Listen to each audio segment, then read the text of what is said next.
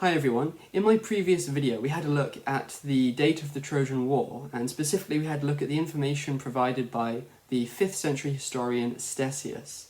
Now according to him, the Trojan War occurred in the reign of the 22nd king of Assyria, and so by counting back from the last, which was the 30th according to him, we can arrive at an approximate date for the Trojan War, which is much later than the conventional date of 1200 BCE.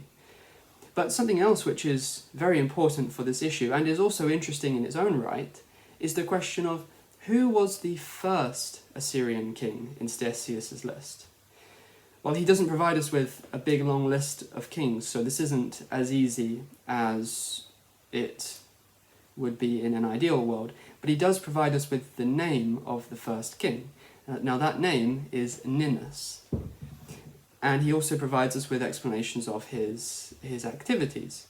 He was said to have conquered as far as Anatolia. He was said to have also had political ties or political influence over Arabia. He was also said to have conquered Babylonia, and also to have campaigned or conquered as far as India in the east. So he was the one who transformed Assyria into a great regional power, in fact, more than just regional, a great empire, in fact. So, according to that, well, those are the activities that we should be looking for when trying to find the historical basis for this character. Now, many scholars agree that the historical basis for this character was the historical king of Assyria called Takarinata I. It's thought that the name Ninus may well come from a shortening and Greekification of the name Takarinata. The second part of it, Ninata, by shortening it, it may have become Ninus to the Greeks.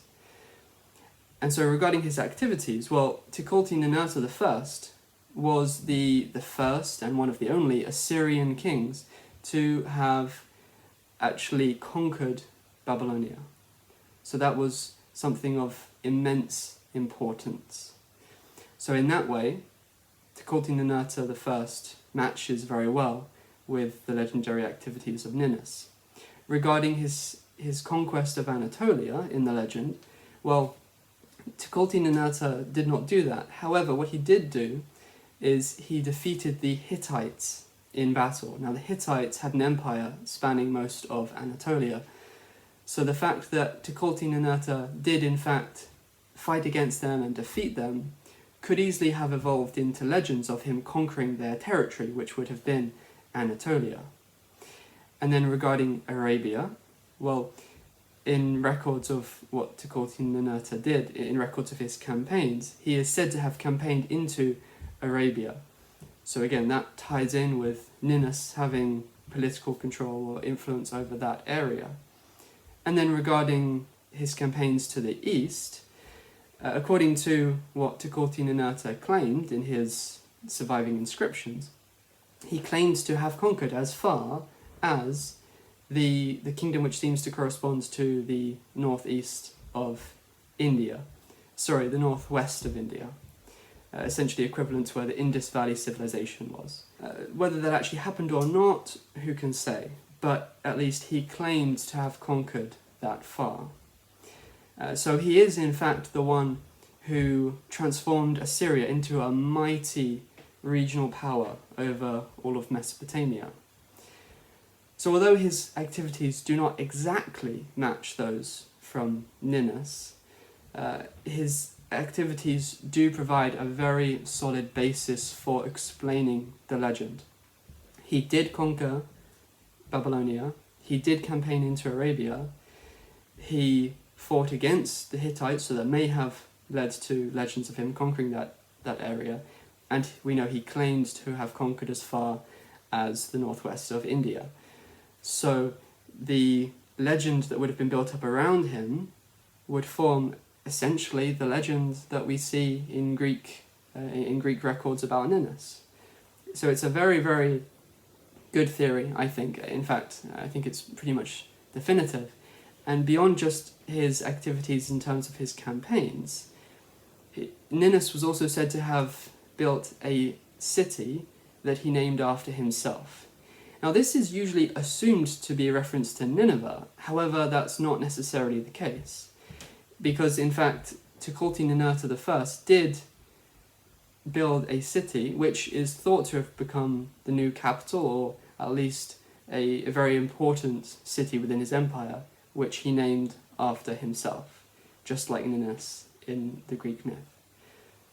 But we can go even further than that, because, as I noted at the beginning, Ctesias claims that there were 30 Assyrian kings. Now, if you count back 30 Assyrian kings from, well, actually not kings, but 30 generations, that's what he claims, 30 generations from the last Assyrian king at the fall of Nineveh, and you go back 30 generations, that almost perfectly takes you to Takarinata I. And given that he's the only king in that general collection of, let's say, between 25 and 35 generations back from the last one, he's the only one within that group whose activities fit the activities of Ninus in Greek legend. He clearly is the one being spoken of. I think actually, specifically, he is the 27th generation back from the last, although it's a bit difficult to say for sure because not every step along the way is known for sure. There's not complete agreement about what exactly the relationship was between every king. There are 2 or 3 relationships where there's not total agreement on whether they were father and son, or grandfather and grandson, or anything else. So we can't say exactly how many generations back Takarinata I was, but he was more or less 27 generations back, which is a very close fit for the 30 generations mentioned by Ctesias. So in his activities, his conquests, his new capital named after himself, and the number of generations back from the last king, we see that Takarinata I is a very, very good match for the legendary King Ninus in Greek mythology.